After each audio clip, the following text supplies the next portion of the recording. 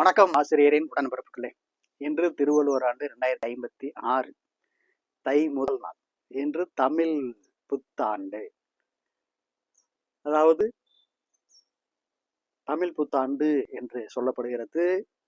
அது சமஸ்கிருத வாக்கியங்கள், சமஸ்கிருத சொல். சித்திரை முதல் நாளாக கொண்டு பல ஆண்டுகளாக கொண்டாடப்படுகிறது. ஆனா அதற்கு முன்னால் அப்படி இல்லை. ஆரியர்கள் வருகைக்கு பிறகு இது போன்ற சமஸ்கிருத கலப்படம். அதுல சித்திரை முதல் நாளை தமிழ் புத்தாண்டாக கொண்டாடி கொண்டிருக்கிறார்கள். எப்பவுமே நாகரிக வளர்ச்சி, அறிவு வளர்ச்சி அது பெரும்பொழுது நாமும் மாறிக்கொள்ள வேண்டும். மாற்றம்தான் சிறந்தது. அப்படி தமிழ் அறிஞர்கள்லாம் ஒன்று கூடி நாம் தமிழர்களுக்கு என்று ஒரு புத்தாண்டு வேண்டும் என்று ஒரு முடிவு செய்தார்கள்.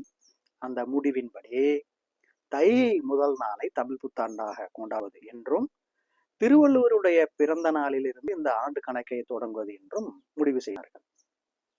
எடுத்துக்காட்டாக இப்பொழுது கிபி 2025, அதாவது இயேசு கிறிஸ்து அவருடைய பிறந்த நாள்ல இருந்து அந்த ஆண்டை கணக்கிடுறாங்க. அதாவது கிறிஸ்து பிறப்பு கிபி 2025. நம்முடைய ஐயன் திருவள்ளுவர் இந்த கிறிஸ்து பிறப்பதற்கு முன்னால் ஒரு 31 ஆண்டுகளுக்கு முன்னர் பிறந்ததாக ஒரு கணக்கீடு வச்சுக்கலாம். அதை நாம் பின்பற்றலாம் அப்படின்னு சொல்லி மறைமலை அடிகள் தலைமையிலான தமிழ் அறிஞர்கள் குழு எல்லாம் ஒன்றாக கூடி ஒரு முடிவு செய்தாங்க. சும்மா அறகுறையா செய்யல. அத முத்தமிழ் அறிஞர் கலைஞர் இதை அமல்படுத்தினாரு. அதன் பிறகு ஜெயலலிதா அம்மையார் இல்ல அது சித்திரையிலிருந்து தான் அப்படின்னு சொல்லி மீண்டும் மாத்தினாங்க. ஆனால் தமிழ் ஆர்வலர்கள், தமிழ் வல்லுநர்கள் தை முதல் நாள் தான் தமிழ் புத்தாண்டா கொண்டாடுறாங்க. அந்த வகையில நம்முடைய தமிழ் புத்தாண்டு இன்று திருவள்ளுவர் ஆண்டு 2056. இந்த நாள்ல மக்கள் என்ன செய்யறாங்க? சூரியனுக்கு நன்றி செலுத்தும் விதமாக கிராமங்கள்ல பாத்தீங்கன்னு சொன்னா வாசல்ல கோலம் இட்டு, பொங்கல் இட்டு, பொங்கல் படைத்து, பூசணி பூவெல்லாம் வச்சு மிக சிறப்பா.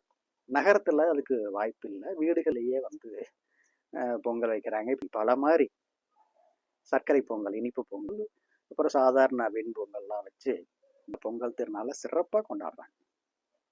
மற்ற திருநாள்லாம் கொண்டாடுறாங்க. தீபாவளி அப்படிங்கிறது அது தமிழர்களுடைய பண்டிகை அல்ல, அது வடக்கத்தார்களுடைய பண்டிகை. மற்ற எல்லா பண்டிகைகளுமே பெரும்பாலும் பார்த்தா அது நம்முடைய தமிழர் பண்பாட்டுக்கு உகந்ததாக இல்லை. ஆனால் இந்த பொங்கல் திருவிழா மட்டும்தான் தமிழர்களுடைய திருவிழா. அதாவது உழவர் திருவிழா. சூரியனுக்கு நன்றி தெரிவிப்பது இயற்கை. அடுத்தபடியாக மாடுகளுக்கு, கால்நடைகளுக்கு நன்றி தெரிவிப்பது. அவைகள் தான் உழவர்களுக்கு தக்க சமயத்துல உதவும் நண்பர்களாக இருக்கிறார்கள். அடுத்தபடியாக கணும் பொங்கல். இப்படி இந்த பொங்கல் திருநாள் ஒரு 3-4 நாட்கள் ஒரு வாரம் அளவுல மிக சிறப்பாக தமிழ்நாட்டுல ஒரு பாரம்பரிய விழாவாக, பண்பாட்டு விழாவாக கொண்டாடப்படுகிறது. ஜல்லிக்கட்டுலாம் நடத்துறாங்க. அதாவது ஏறு தழுதல், இந்த விளையாட்டு போட்டி, வீரமிக்க விளையாட்டு போட்டியெல்லாம் நடக்குது. எனக்கு அதுல கொஞ்சம் உடன்பாடு இல்லை. அது கொஞ்சம் நிறைய பேர்த்துக்கு காயத்தை ஏற்படுத்துது, உயிர் பலி கூட ஏற்படுத்துது. இருந்தாலும் தமிழர்கள் ஒரு வீர விளையாட்டா அதை கொண்டாடுறாங்க. அது யாருக்கு விருப்பமோ அவங்க அதெல்லாம் செய்யறாங்க. இப்ப இந்த நேரத்துல நாம் உழவர்களுக்கு நன்றி சொல்லணும். ஐயன் திருவள்ளுவரும் ஒரு அதிகாரத்தையே வச்சு, அதிகாரம் 104 உழவு அப்படின்னு ஒரு அதிகாரத்தை வச்சு ஒரு 10 குறளை சொல்லியிருக்கிறாரு. அதுல முதலாவது குறள், சுழன்றும் ஏர் பின்னது உலகம், அதனால் உழந்தும் உழவே தலை. இந்த உலகம் சுத்திட்டு இருக்கு, அது பாட்டுக்கு சுத்திட்டு இருக்கும். இரவு பகல் மாறி மாறி வந்துகிட்டு இருக்குது. ஆனால் இதற்கு அச்சாக இருப்பது யார் அப்படின்னு சொன்னா உழவர்கள். அதனாலதான் உழவு தொழிலை நாம தலையாய கடமையாக போட்டிருக்கிறோம். உழவர்களை இந்த நேரத்தில் வாழ்த்துகிறோம், நன்றி சொல்கிறோம். ஆக இந்த நேரத்தில் அனைவருக்கும் உழவர்கள் உள்ளிட்ட அனைவருக்கும் தமிழ் புத்தாண்டு மற்றும் பொங்கல் வாழ்த்துக்களை தெரிவித்துக் கொள்கிறேன். இன்று நம்ம வீட்டில் பார்த்தீங்கன்னு சொன்னால் பொங்கல் வைத்து புத்தாடை உடுத்தி மிக சிறப்பாக பொங்கல் திருநாளாக கொண்டாடிட்டு இருக்கிறோம். இன்னும் 2-3 நாட்கள் கொண்டாடுவோம். நீங்களும் சிறப்பாக கொண்டாடுங்க என்று உங்களுக்கெல்லாம் வாழ்த்துக்களை சொல்லி விடைபெறுகிறேன். இது போல ஏராளமான தகவலுக்கு நம்முடைய ஆசிரியர் நவுசாமி யூடியூப் சேனலை இது வரைக்கும் சப்ஸ்கிரைப் பண்ணாதவங்க சப்ஸ்கிரைப் பண்ணுங்க, லைக் பண்ணுங்க, ஷேர் பண்ணுங்க, உங்களுடைய கருத்தெல்லாம் சொல்லுங்க.